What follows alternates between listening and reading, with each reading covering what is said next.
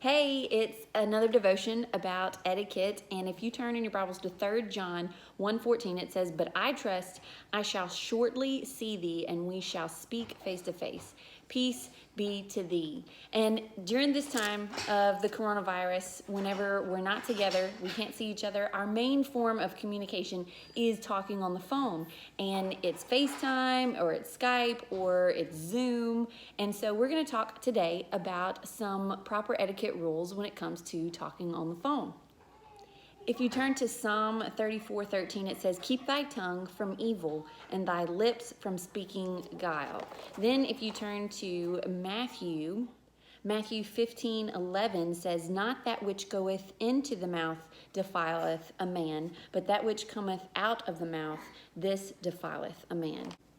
Ephesians 4:29 says, "Let no corrupt communication proceed out of your mouth, but that which is good to the use of edifying, that it may minister grace unto the hearers." So just a few scriptures to go with our devotion about phone etiquette today. The first rule that we should remember when we're going to call someone on the phone is don't call someone too late or too early. Okay, for us night owls, maybe we should try and be considerate of the early birds. If you're anything like me, I'd like to save everything for the end of the day. I like to try and get everything I need to get done first, and then, I'll call somebody or make some phone calls. Well, sometimes I wait to the last minute or I procrastinate, and it really is probably too late to call someone.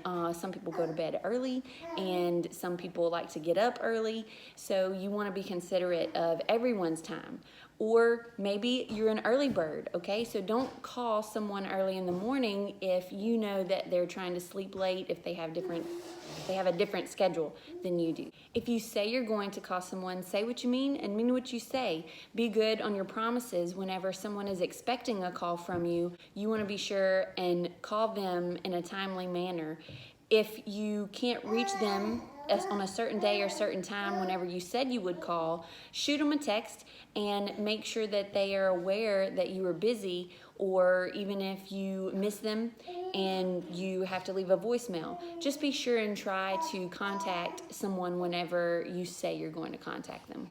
This goes for text messaging too. You don't want to text too late or message someone too late or too early in the morning, because if someone is trying to get their rest, then you don't want their phone going off, because not everybody sets their phone on do not disturb, and so you want to be sure and be considerate of everyone's schedules. Another rule is immediately introduce yourself and remain cheerful the entire time you're on the phone with that person. From the time you say hey or hello to the time you say goodbye, you want that person to feel like you wanted them to call you. You don't want that person to feel like it's a burden that they just called. Now, if you are busy at the moment, then let that person know. Say, "I'm sorry, excuse me, it's kind of a bad time right now. Can I call you back in a little bit?" But don't make that person feel like they are bothering you. Don't have a bad attitude, or don't be rude whenever they call, because they have no idea what you're doing at the time. You can also text that person before you call them to see if it's a good time to call. A sub rule that would fall under that would be say who you are, and you want to say your name clearly so that they can understand you. And then if the call isn't for you, ask if you can take a message. And you always want to use proper language, and you want to actively listen and take notes and make sure it's detailed enough to where the message that the person is for, they can read it clearly and know why they need to return the phone call if they couldn't get to the phone at the moment. Ask if they would like to speak to that person as soon as you get on the phone with them. This goes especially for all of the kiddos. If you're not allowed to have a phone right now, but you are allowed to answer your parents' phone, then bring the phone directly and promptly to your parents. You don't want to play any games, and you don't want to cancel a phone call without your parents knowing, because it might be super important. Kiddos, never be silly or disrespectful to any adults or anyone that calls, especially if it's your parents' phone. You want to tell them that your mom or dad can't come to the phone right now, and ask them if you can take a brief message for them. And be honest if you don't know the answer to any questions. Just say you don't know, or you'd have to ask your mom and dad.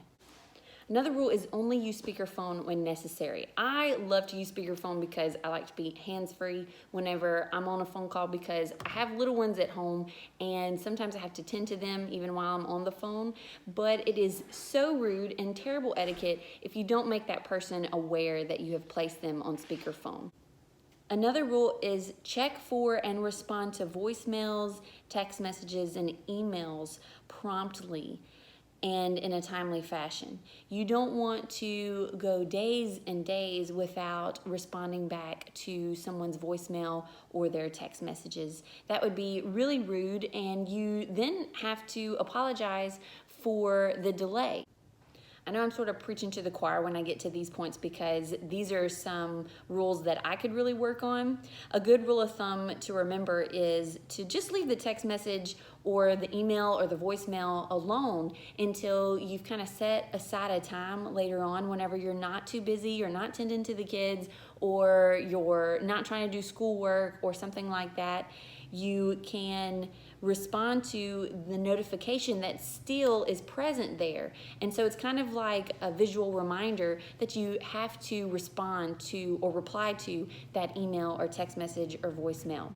After you watch this lesson, it'd be the perfect opportunity to practice with your kiddos, or if your teenager is allowed to have a cell phone and they haven't already been using the correct phone etiquette rules, then you can work with them, because this is a really big social skill, answering the phone properly, and you want to make sure that they're speaking clearly and loud enough but not too loud, and you want to work with them on remaining cheerful the whole time.